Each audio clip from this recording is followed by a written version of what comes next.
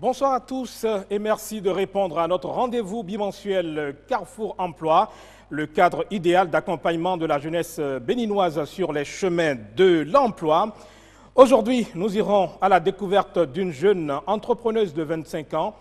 Eh bien, elle est fille de mécanicien et s'est fixée comme défi de devenir l'une des plus grandes femmes d'affaires jamais connues au Bénin. Eh bien, on la surnomme déjà la reine de la noix tigrée puisqu'elle s'investit dans la transformation du souchet, eh bien, l'amande de terre ou le pois sucré, le fio comme on l'appelle chez nous en pays fond. Mais avant notre rencontre avec la grande femme d'affaires, je voudrais inviter le magnifique public qui m'entoure à accueillir avec moi sur ce plateau notre expert du jour dans un tonnerre d'applaudissements.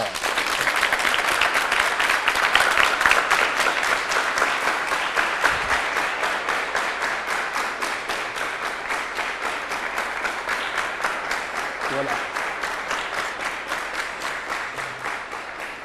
Merci beaucoup. Je sens que vous avez déjà beaucoup d'énergie pour nous accompagner dans cette émission. Je rappelle que notre expert du jour annonce Dr Sidonde Assou. Il est spécialiste dans la transformation du souchet. Docteur, merci d'être avec nous aujourd'hui. Merci, monsieur le journaliste. Voilà. Pour entrer de plein pied dans le vif du sujet, je propose de prendre ensemble un vol et d'atterrir à Bomey-Calavi. La propriétaire des lieux saura par elle-même nous dire qui elle est et ce qu'elle y fait. Eh bien, c'est parti pour notre vol.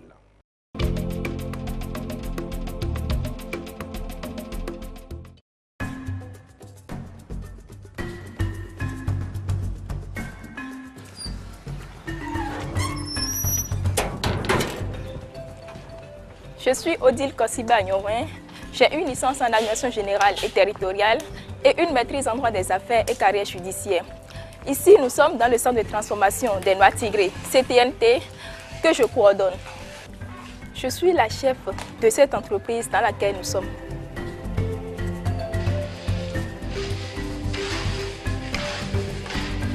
C'est vrai que j'ai un diplôme en administration, mais moi et l'administration, ça ne peut pas aller, ça ne va pas. J'aime tout ce qui est nouveau, j'aime l'innovation et j'aime l'entrepreneuriat. C'est pourquoi je me suis engagée dans l'entrepreneuriat. Et aussi, je me dis, vu le nombre de jeunes qui sont au chômage, je me suis dit, pourquoi m'ajouter encore à ce taux-là? Je préfère créer ma propre entreprise et recruter des gens. Et là, je contribue à la diminution du taux de chômage. Donc voilà, et vous voyez très bien que ici déjà, j'emploie plus de 8 collaborateurs qui travaillent avec moi. Donc ça, c'est important.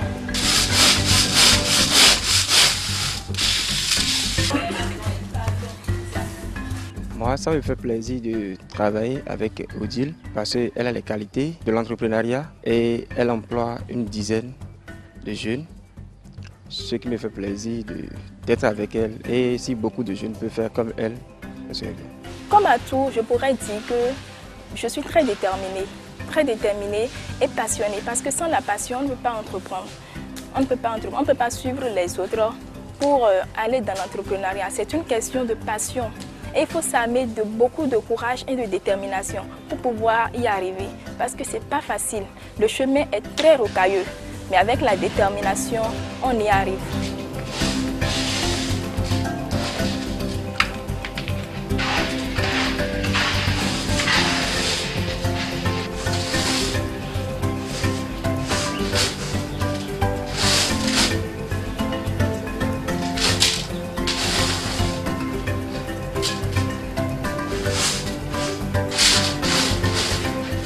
Je pensais tout juste que Tata Odile a une bonne idée pour nos populations. Donc c'est pour cela que moi je suis ici pour travailler avec elle.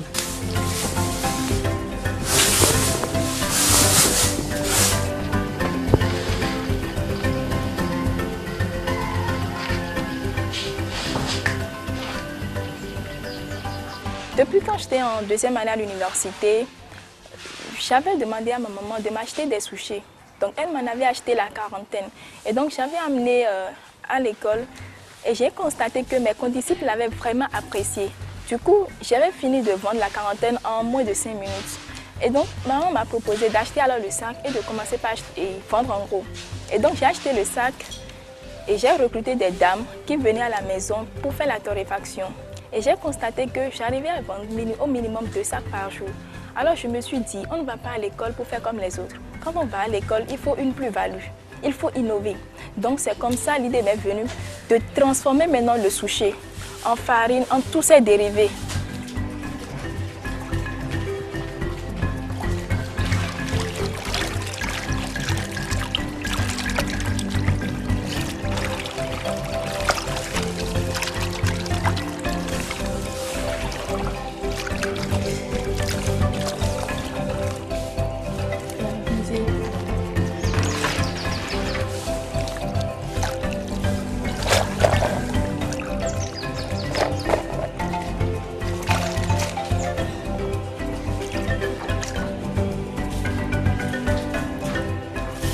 Si tu as regardé, tu peux aller lire mon film. Mais moi, tu peux aller lire mon film. Mais tu peux aller bien. Prijas, et de quoi? Bon, et là, tiens, mais tu as regardé toi. Il a va vous ouvrir, tiens. Il m'a bon, réglé des mains.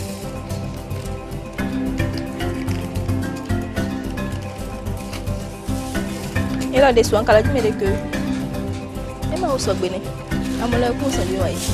Dans la nuit, non sous moi, on ne pas sous soi.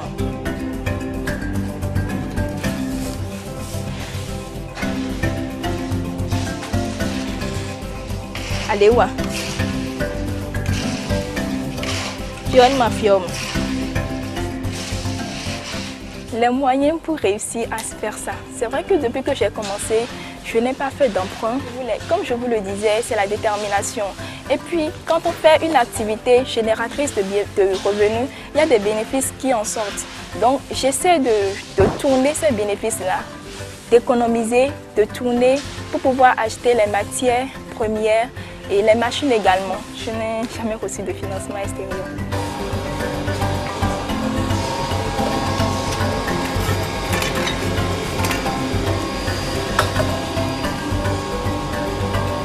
Bien, et où gars?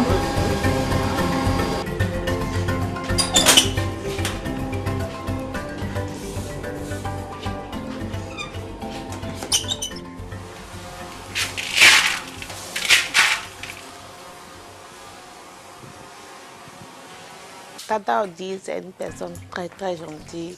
Si on a besoin de quelque chose, on va chez elle, elle nous aide. Moi, elle n'est pas compliqué, Et le travail aussi se passe très bien.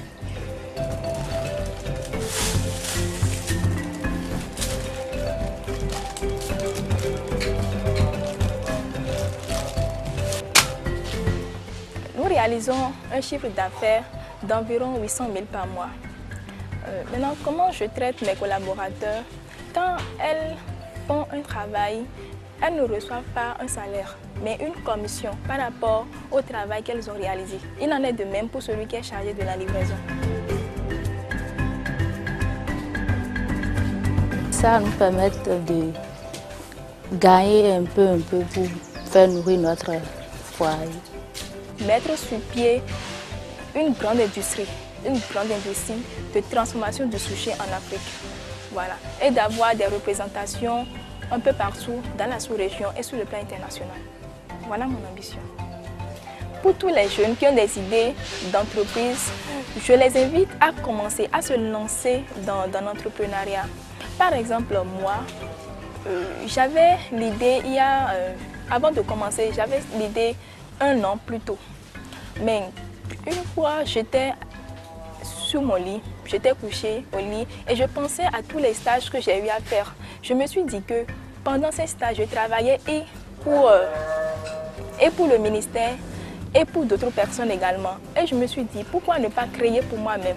Alors c'est là, sans moyen, sans rien, je me suis lancée. Et donc je vous invite, vous aussi, à vous lancer. On n'a pas besoin d'un grand moyen, même si le projet est évalué à 5 millions et que vous avez même 1000 francs, commencez. Et vous verrez toutes les portes s'ouvrir devant vous.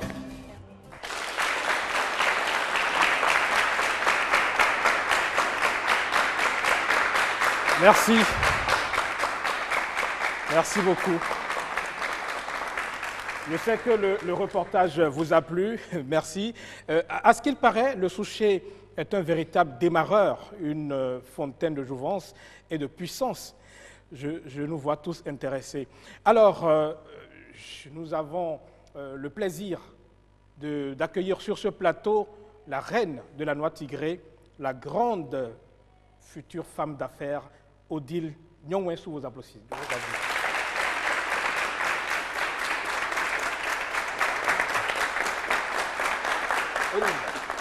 Merci, félicitations. Merci. Super.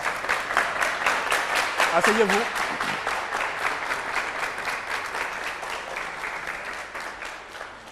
Voilà, la grande femme d'affaires, ou la future grande femme d'affaires du Bénin.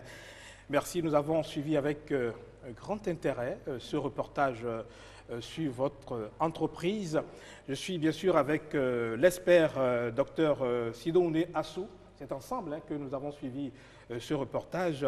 Eh bien, Odile, c'est vrai, vous êtes juriste de formation, on l'a su à travers ce reportage. Ils sont très nombreux, ces jeunes qui veulent exprimer leur fierté d'être juriste. Mais vous, eh bien, vous avez décidé d'abandonner votre master en droit des affaires et d'opérer ce choix délibéré d'aller valoriser ce tubercule. Pourquoi? Pourquoi? D'abord, il y a la passion qui me guide depuis longtemps. C'est vrai, depuis mon plus jeune âge, j'aime entreprendre, j'aime tout ce qui est nouveau, même en cuisine, j'aime pas faire comme les autres en fait. Donc, et en plus, j'aime ma liberté. J'aime beaucoup être libre. Je n'aime pas être sous l'ordre de quelqu'un. Et je me rappelle quand j'étais en stage au ministère de la décentralisation, chaque fois quand on me commandait d'aller acheter quelque chose, bien d'aller quelque part, quand je quitte l'administration, c'est comme si j'ai retrouvé ma liberté. C'était comme si j'étais emprisonnée et là, je retrouve ma liberté. C'est pourquoi je n'ai pas fait plus d'une journée. Et plus d'une journée en plus de mon stage. Donc voilà. C'est intéressant. Ils sont pas très nombreux, ces jeunes qui partagent votre engagement, votre décision, parce qu'il y en a qui aiment être en cravate et qui aiment rester dans les bureaux, travailler pour l'État, mais ce n'est pas votre option. Oui. Et on sent beaucoup de joie, hein, beaucoup de bonheur. Racontez-nous un peu ce bonheur que vous avez à créer cette entreprise.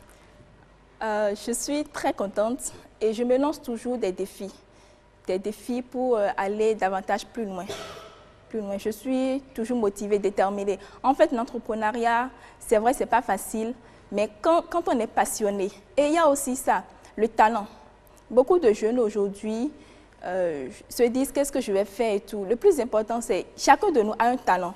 Et moi, j'ai su connaître qui je suis et j'ai su exploiter ce talent pour donner le meilleur de moi-même. Voilà ce qui est vraiment important. Et vous disiez dans le reportage que c'est depuis le campus, depuis la fac que le Souchet vous a été inspiré. Oui, depuis ma deuxième année à l'université, je vendais déjà les Souchets de 25 francs en détail. Donc quand j'amenais la quarantaine à l'école, à l'université, je constatais que même en 5 minutes, mes condisciples achetaient tout. Et donc, du coup, je suis rapidement passée en commerçante de sushis en gros. Et là, je voyais que les gens faisaient même rang pour acheter les sushis. Et c'est de là que l'idée m'est venue d'ajouter une valeur, de ne plus faire comme les autres femmes, parce que tout le monde fait ça. Mais comme je suis allée à l'école, il faut ajouter une valeur et se démarquer. Donc, voilà. Docteur Sidoune, comme quoi, pour créer une entreprise, il faut avoir du flair. Elle a eu du flair. Je salue d'abord la bravoure de notre dame, Madame Odile, qui a su concilier également la recherche à ce qu'elle fait. Sinon, déjà au début, elle a fait d'abord une étude de faisabilité. Et dans cette étude, elle s'est orientée vers nous pour bénéficier également de nos conseils scientifiques que nous lui avions apportés en son temps et sur les chaînes de la place. Une démarche que les grands entrepreneurs adoptent. Voilà, elle l'avait fait. Elle l'avait fait et nous l'avions encouragée à aller très loin. Et malgré ses maigres moyens au début, elle a su s'engager et avec la détermination, elle en est arrivée là. Sinon, au départ, elle n'était pas seule. Au départ, elle n'était pas seule. Mais avec les conflits de groupe, elle s'est retrouvée seule. Mais ça ne l'a pas empêchée d'aller très loin. Et aujourd'hui, maintenant, elle est là et tout le monde voit un peu les fruits de son travail. Donc, oui, l'expert vient d'évoquer les maigres moyens. Mais où est-ce que vous les trouvez, ces moyens-là, pour vous lancer dans cette entreprise? Au début, j'avais commencé avec les sushis, avec 1000 francs. Peu de temps après, en voulant réellement commencer avec la transformation du sushi, j'avais commencé avec 10 000 francs. Qu'est-ce que je fais quand d'abord, avec la farine, j'ai acheté premièrement un sac de sushi que je suis allée moi-même au marché acheter. J'ai mis ça derrière ma moto. Je suis venue à la maison, on a transformé. Et donc, quand on transforme, on a des bénéfices qu'on réinvestit chaque fois. Et pour les premiers sacs, on allait vers les administrations, vers les consommateurs pour leur vendre directement nos produits. Et là, on gagnait de l'argent. Donc, c'est avec ces bénéfices-là qu'on réinvestissait jusqu'à aujourd'hui. Voilà. Docteur Sidondé, quand on l'écoute, on a comme l'impression qu'elle avait déjà dans ses veines bien le sang de l'entrepreneuriat. Non, ça se comprend naturellement. Parce que sa formation de base n'a rien à voir avec ce qu'elle a choisi. Donc, Vous voulez dire qu'elle se perdait ou qu'elle s'était égarée? Bon, au départ, c'était mon idée. Mais elle nous a prouvé le contraire. Donc, avec la détermination, on peut vraiment aller très loin. Donc, très souvent, nos parents n'arrivent pas à mieux nous orienter. C'est-à-dire, ils nous donnent des directives à suivre sans avoir notre avis. Donc, aujourd'hui, le gouvernement actuel a compris, déjà depuis la terminale, on oriente les étudiants. On l'a entendu dans le reportage, hein, son ambition, c'est clair, elle veut devenir l'une des plus grandes femmes d'affaires jamais connues au Bénin. Alors, si vous analysez tout ce qui a été dit et tout ce qu'elle a fait, parce qu'elle a déjà 20 personnes dans son entreprise, alors quelles sont les qualités dont elle dispose aujourd'hui pour atteindre ses objectifs? Non, malgré l'étape embryonnaire que la vidéo nous a diffusée tout à l'heure, je crois qu'elle a quand même du potentiel à aller très loin. Donc, elle cherche quand même à s'équiper. C'est ça la première des choses. Elle a commencé petitement. Mais il y a une chose, il faut chercher également à stabiliser ces produits-là. Bien vrai, ça coule aujourd'hui, ça coule. Mais à grande échelle, comment on pourra stabiliser ces produits-là pour que ça reste là pendant des années? Oui, c'est une grande question. Est-ce que vous y avez pensé, Odile? Bien sûr, c'est justement la raison pour laquelle je me suis rapprochée de l'université pour qu'ils m'aident pour les analyses, pour stabiliser en fait nos produits.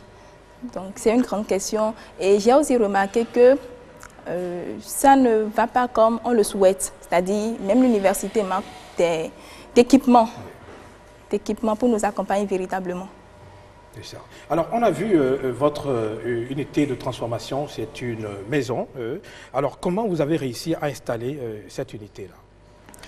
Est-ce que la maison vous appartient? Est-ce que c'est un domaine que vous avez acheté? Comment ça s'est passé? J'ai eu la chance que mon père a mis le terrain nu à notre disposition. Et donc, j'ai construit j'ai fait la construction et acheté également des machines qui sont là aujourd'hui. Et aujourd'hui, vous arrivez à gérer une entreprise déjà de 20 personnes. Je sais que la question qui trottine dans la tête de ceux qui sont derrière moi, c'est de savoir comment vous, une jeune femme, 25 ans, vous arrivez à gérer ces 20 personnes. On a vu de grandes dames, on a vu de grandes personnes dans l'entreprise. D'abord, avec ma formation de juriste, on a eu des cours sur la gestion des ressources humaines. Donc, c'est vrai qu'il y a des conflits qui naissent entre les employés, mais j'arrive à gérer ces petits conflits-là. Voilà, donc, docteur, vous avez compris en clair, oui, allez-y. Aussi, je ne me mets pas je ne mets pas en tête que je suis la DG ou bien la PDG. Je me dis c'est une équipe et nous devons tous gagner. Voilà. Donc, sa formation de base n'a pas été inutile dans son entreprise. Non, ça c'est vrai, la formation n'a pas été vraiment inutile. Mais ce que je disais au départ, Certains pensent que c'est notre formation qui nous pousse à aller vers l'avant, c'est-à-dire ce que nous avons souhaité au départ, qui peut nous donner d'emploi. Certains pensent ça. Or, c'est le besoin du marché qui détermine donc notre potentialité. Aujourd'hui, c'est le savoir-faire. C'est le savoir-faire. C'est la théorie, c'est autre chose. Ce que nous avons comme diplôme, c'est autre chose. Mais c'est le savoir-faire. Sur le marché, vous identifiez quelque chose. Donc, vous vous lancez dans ça. Avec la confiance personnelle, alors vous arrivez toujours à vous en sortir. Donc, c'est ce qu'elle a fait. Et je la félicite encore une fois. Merci beaucoup. Vous avez travaillé beaucoup sur le souchet. C'est un tubercule que tout le monde connaît. Mais est-ce qu'au départ, vous pensiez que cela pouvait constituer aujourd'hui une grande source de revenus? J'étais déjà très confiant. C'est pourquoi au départ, je l'ai encouragé à aller très loin. Sinon, les pays de la sous-région se sont déjà lancés dans ça. Au Burkina, tout près, il y a des ONG qui financent à grande échelle cette production. Au Togo, au Niger, un peu partout. Et l'Espagne est même le grand producteur du lait du sushi.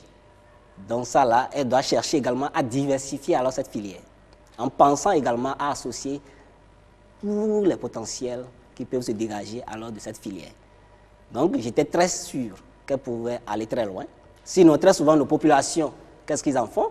Ils mangent ça tout cru et puis jettent les tourteaux. Alors que ces tourteaux-là peuvent servir à autre chose. Donc elle a su tout faire pour ramener la population à consommer même ces tourteaux-là autrement, en transformant ça en farine et que la population consomme. Voilà. Une juriste qui se geste comme ça dans la transformation, est-ce que vous avez eu le temps après de vous former pour améliorer votre entreprise? Bien sûr, je me fais former, par exemple pour la boisson, j'ai reçu une formation en crème liqueur. Et donc, j'ai dû adapter cette formation à la fabrication de cette crème que vous voyez. Et je me fais aussi entourer des spécialistes qui sont dans le domaine pour qu'ils m'aident à mieux faire. Voilà. Alors, on l'a entendu, vous l'avez dit dans le reportage, vous faites un chiffre d'affaires de 800 000 francs CFA le mois. Est-ce que c'est une réalité? Oui, c'est une réalité. Et ce chiffre d'affaires évolue chaque jour, chaque semaine, chaque mois. Voilà. Et à la date d'aujourd'hui, qu'en est-il?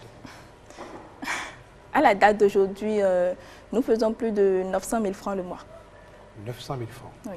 Alors, ils sont très nombreux, hein, ceux qui vous regardent en ce moment et qui se demandent si c'est une réalité.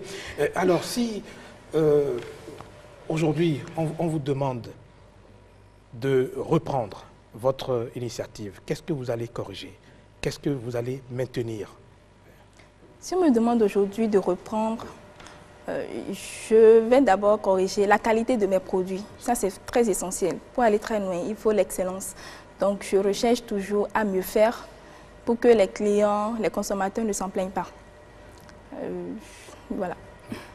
Alors, docteur, vous l'avez écouté. Si vous devez lui prodiguer des conseils, parce que vous avez parlé tout à l'heure de la diversification de ces produits, qu'est-ce qu'elle doit faire davantage? D'entrée, je vais lui demander de ne pas baisser les bras. Donc, elle a déjà bien commencé et je suis sûr qu'elle ira très loin. Et il faut qu'elle essaie d'être moins bavard aussi sur ses projets futurs. Donc, c'est tout ça là. Soyez précis. De ne pas laisser à découvert ses idées parce que d'autres peuvent l'utiliser également rapidement et le contourner. Et c'est surtout ce qui s'est passé au départ. Donc, il n'y avait pas cette cohésion-là et elle s'est retrouvée seule. Mais vous avez dit qu'elle a des qualités que tous les jeunes n'ont pas.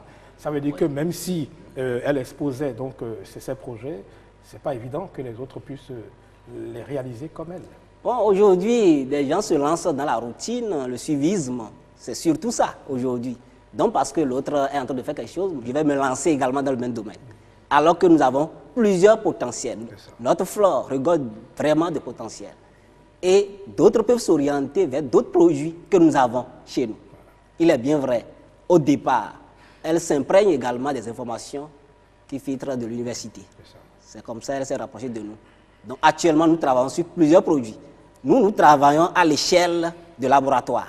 Mais c'est aux entrepreneurs maintenant d'aller vers nous pour s'imprégner quand même de ces produits-là, leurs bienfaits, etc., pour mettre à disposition ces produits de la population. Donc, c'est ce qu'elle a fait. Donc, j'encourage également les jeunes à marcher dans ses pas. Voilà. Odile, il se pose là la question de la concurrence. Est-ce que ça vous fait peur? Ça ne me fait pas peur. Ça ne me fait pas peur parce que je ne suis pas la seule entreprise. Il y a beaucoup d'entreprises qui m'ont devancée. Mais le plus important, parce que la concurrence est une réalité. Et si je me cachais cette réalité, je n'allais pas aller loin. Donc, pour la concurrence, pour y faire face, il faut que je cultive chaque jour l'excellence dans tout ce que je fais. L'excellence. Que les produits soient vraiment de qualité, que j'améliore, que j'innove chaque jour. Et là, je peux vraiment me placer à un haut niveau. Voilà. Alors, depuis que l'entreprise a été créée, quelles sont les innovations que vous avez mises en place? Depuis que l'entreprise a été créée, nous avons fait la farine. Et dans la gamme farine, nous avons la farine de souchet nature, la farine de souchet mélangée avec du gingembre et la farine de souchet mélangée avec de la banane plantain. À part ça, nous faisons également des croquettes. Est-ce que c'est ça que nous avons? Oui, ça c'est avec du gingembre. Ce qui est là-bas, c'est avec de la banane plantain. Et nous avons également fait des biscuits à base de souchet et la crème liqueur de souchet aussi. Voilà. Eh bien, on n'a pas eu le temps de parler de l'acquisition de la matière première. Comment vous organisez? Est-ce que vous avez des champs de souchet? Actuellement, nous n'avons pas encore de champs de souchet et nous nous approvisionnons à travers des intermédiaires. C'est vrai que nous prévoyons aller à la source même, aller à la source parce que le souchet se retrouve généralement au Niger. Donc nous prévoyons discuter avec les cultivateurs et faire un partenariat avec eux. Voilà. Docteur Sido Oudé, globalement, on comprend aujourd'hui que dans les petites choses, on peut avoir beaucoup de sources de revenus. Le souchet peut donner à manger à des jeunes au Bénin. Merci beaucoup. Ce n'est pas seulement à manger, sinon les vertus du souchet sont multiples. Sinon, au départ, ce qui motive un bon nombre, c'est son aspect de la libido, c'est-à-dire augmentation du désir sexuel chez les hommes comme chez les femmes. Mais je tiens à vous rassurer que le souchet peut contribuer également à stimuler des grandes mammaires, par exemple la position du lait. Donc, les femmes qui allaitent leur maman, c'est bon pour eux. Ceux qui font des fausses couches, par exemple, c'est également bon pour eux. Donc, il y a plusieurs choses. Le cancer du côlon, d'accord, l'obstruction des artères, tout ça, le souchet a des substances qui contribuent quand même à éradiquer ces maux-là. Donc, il y a plein de choses là, nous ne pouvons pas l'exposer. Nous avons tout ça à notre disposition et qu'on peut. Hein, c'est pourquoi je lui demande d'essayer de tout faire pour que les médias puissent l'aider à faire accepter la chose par le public. Parce que si vous n'êtes pas informé suffisamment sur le produit, vous ne pouvez pas, d'accord, chercher à aller vers ces produits-là. Donc c'est ça que je lui demande. Et c'est l'occasion, c'est ces occasions-là qui vont permettre d'abord à la population béninoise, d'accord, de s'imprégner des vertus réelles du souchet, à part ceux qui connaissaient depuis le début, pour vraiment tourner, s'orienter vers le souchet. Ouais. Mais il n'y a pas que les médias. L'État a mis en place un certain nombre d'instruments pour accompagner donc ces genres d'initiatives. Odile, est-ce que vous, c'est vrai que vous avez eu du flair, mais est-ce que vous continuez à aller vers ces structures pour voir comment elles peuvent vous accompagner dans l'amélioration de votre entreprise? Bien sûr. Actuellement, nous sommes en partenariat avec la NPE et la NPME également. Nous sommes également partenaires avec le CNCB, le Conseil national des chargeurs du Bénin, la CCIB aussi. Ils ont des programmes qui accompagnent également les jeunes entrepreneurs. Et de façon concrète, qu'est-ce que ces structures vous apportent? De façon concrète, par exemple, le Conseil national des chargeurs du Bénin, grâce à eux, on a pu aller au Ghana à l'orée de l'anniversaire du Conseil national des chargeurs du Bénin en Afrique. Grâce également à la NPE qui a d'ailleurs initié le concours, nous bénéficions des incubations et des formations de gestion d'entreprise également. Voilà. Et ça vous permet donc d'asseoir, de renforcer véritablement ce que vous faites et de gérer votre entreprise convenablement. Oui. Voilà. Oui. Eh bien, un expert peut en cacher un autre. Dans un instant, nous allons accueillir sur ce plateau un autre expert. Lui, il nous vient de l'ANPE, l'Agence nationale pour l'emploi.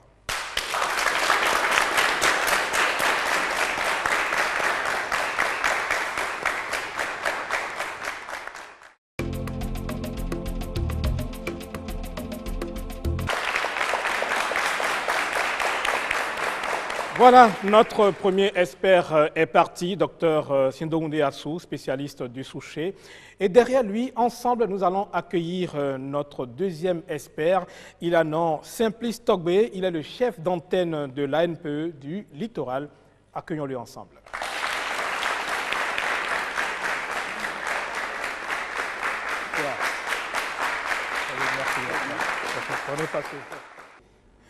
Voilà, Simplice Togbe, je rappelle une fois encore que vous êtes le chef d'antenne de l'Agence nationale pour la promotion de l'emploi, pour l'emploi, voilà, et vous officiez dans le littoral. Voilà, c'est votre territoire. Et M. Togbe est sur ce plateau pour nous parler du cœur de métier. Première question, tout de suite, c'est quoi le cœur de métier? Merci pour cette question.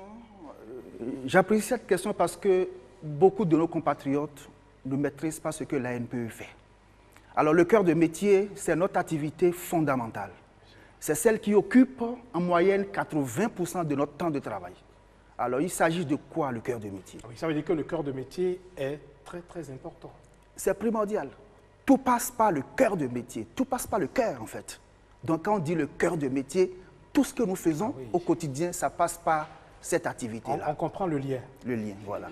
Alors, il s'agit de quoi, le cœur de métier? Vous savez, sur le marché de l'emploi, il y a deux acteurs.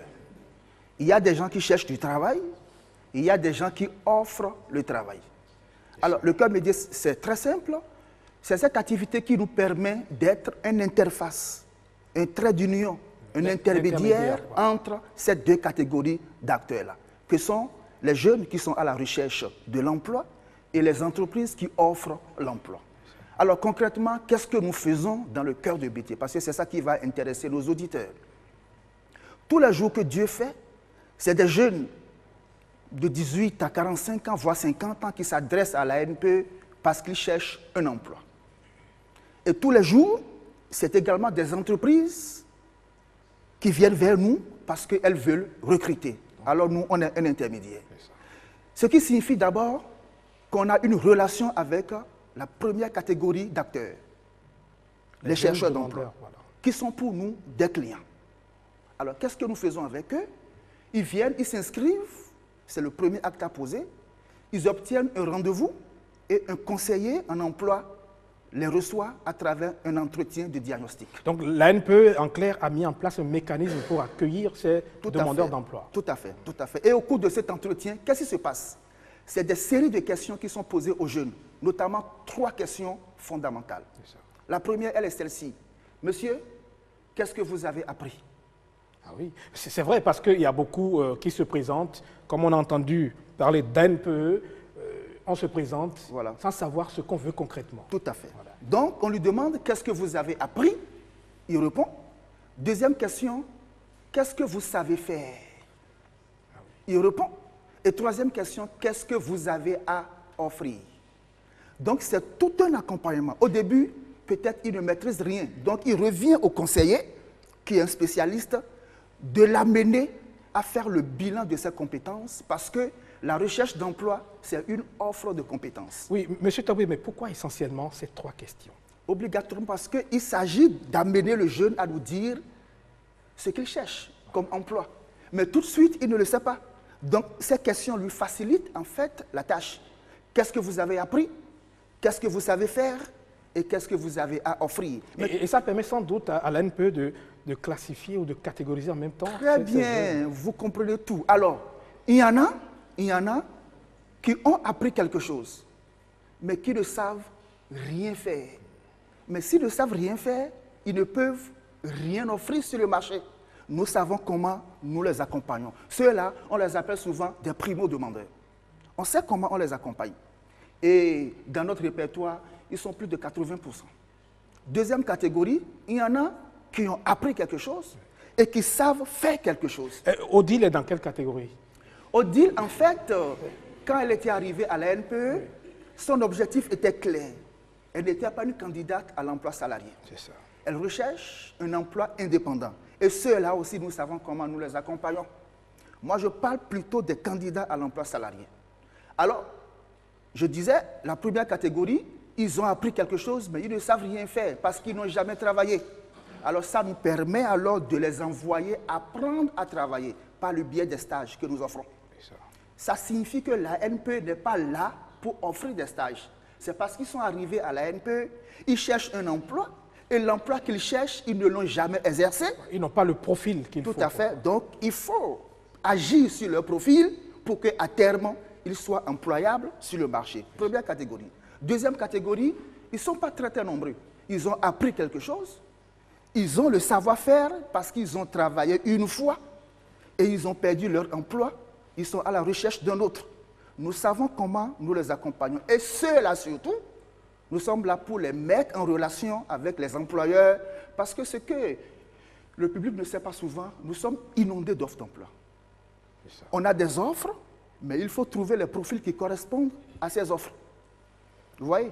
Donc c'est tout cet ensemble-là qui constitue pour nous le cœur de métier. Recevoir les jeunes qui sont à la recherche d'emploi, travailler sur leur profil, en amont les former pour qu'ils sachent que le marché est compétitif, en amont agir sur leur profil, leur montrer qu'en fait, la recherche d'emploi, c'est dans une approche marketing où il faut savoir se vendre et très peu savent se vendre. Donc, on a des modules de formation pour ça. Et au finish, les proposer à des employeurs qui en recherchent. Mais ce qui blesse, je vous donne une statistique qui va vous effrayer. Parfois, sur 100 offres d'emploi déposées à la NPE, à peine 40 à 45 sont satisfaites. Pourquoi? Parce que souvent, les jeunes en question ne savent pas convaincre un employeur. Ce n'est pas parce qu'on vous a proposé à l'employeur que du coup, il vous recrute.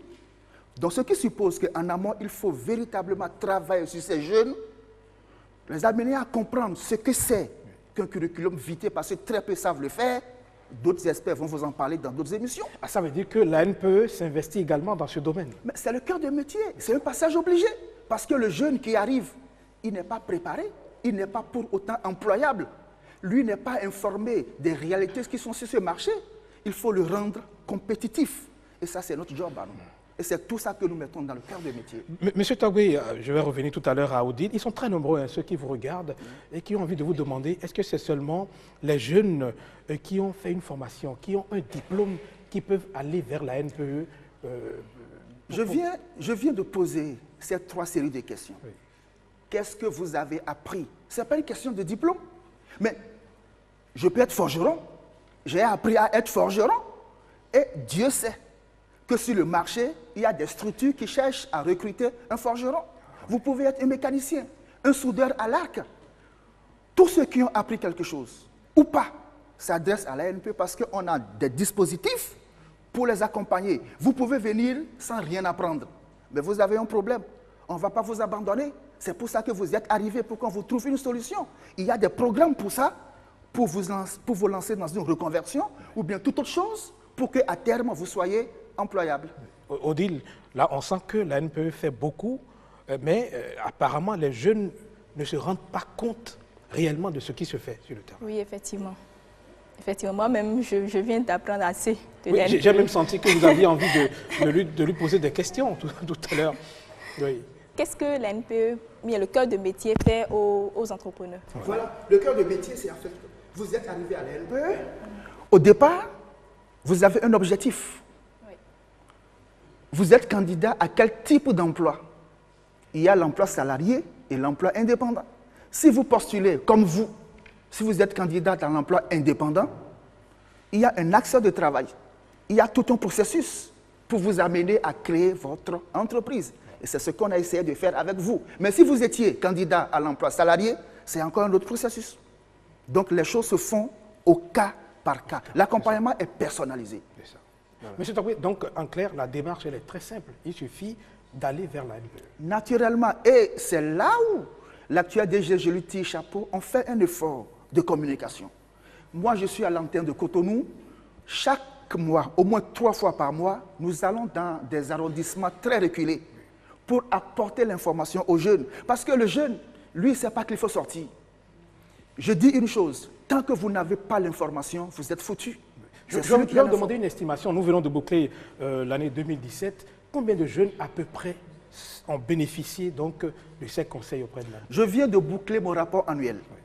Rien qu'à Cotonou, on a enregistré accompagné, coché 12 740 chercheurs d'emploi. C'est énorme. 12 740.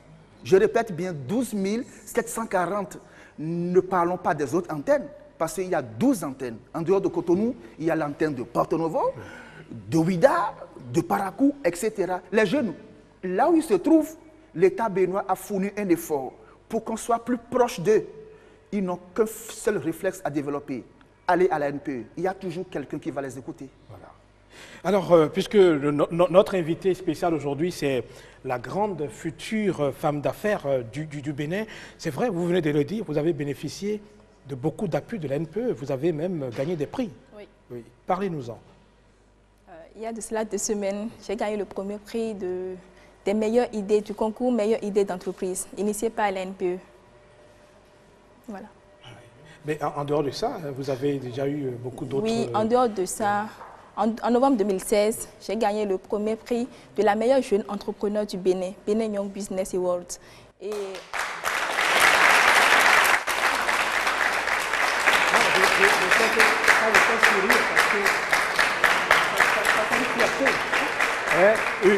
Une juriste qui n'a pas voulu s'accrocher à son master en droit et tout ça, mais qui aujourd'hui fait la fierté. La NPE encourage ce genre d'initiative. C'est notre fierté, parce que vous savez, ce que nous disons aux jeunes est ceci.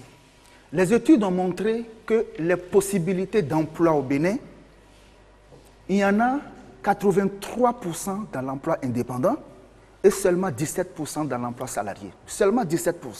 Mais ce qui est encore grave, dans ces 17%, il n'y a que 4% qui soient pour la fonction publique. Or, le jeune aujourd'hui, il rêve fonction publique. Il rêve fonction publique. Alors qu'il y a 83% dans l'emploi indépendant. C'est pour ça que c'est un modèle. Il faut que beaucoup de jeunes s'inspirent de ce modèle. Elle est jeune et elle a envie de réussir. Ce n'est pas qu'elle a déjà réussi, mais elle veut réussir. C'est un modèle et on demande à tous les jeunes de s'inspirer de ce modèle parce que l'espoir est toujours permis. Oui. Alors, M. Tobé, je sais que vous n'avez pas tout dit sur le corps de métier parce que ça doit être une thématique assez vaste. Vaste, très vaste même. Alors, de façon succincte, qu'est-ce qu'on peut retenir du reste? Retenez 2 choses. Les opportunités existent, mais il n'y en aura pas pour tout le monde au même moment. Venez vous inscrire, on va vous écouter, on pose un diagnostic, on sait ce qui vous bloque dans votre recherche d'emploi. Nous sommes là pour vous accompagner. Les employeurs, nous les invitons à s'adresser à nous. Nos prestations sont gratuites. On a une base de données bien fournie. Des gens qui sont compétents qu'on peut leur proposer à 0 francs.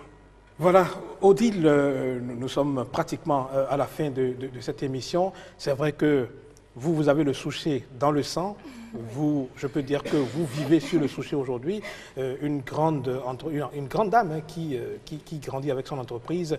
900 000 francs CFA par mois comme chiffre d'affaires.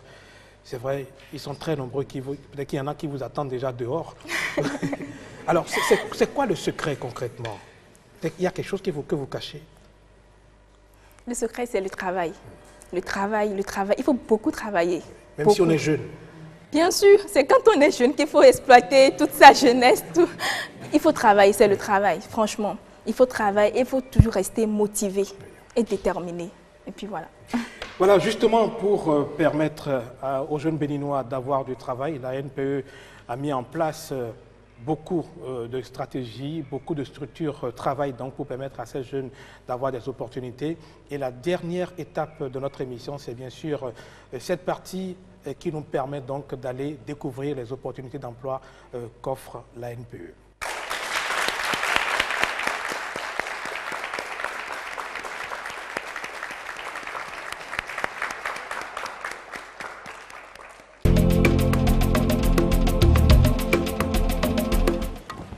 Bonsoir à vous, chers amis du Carrefour Emploi.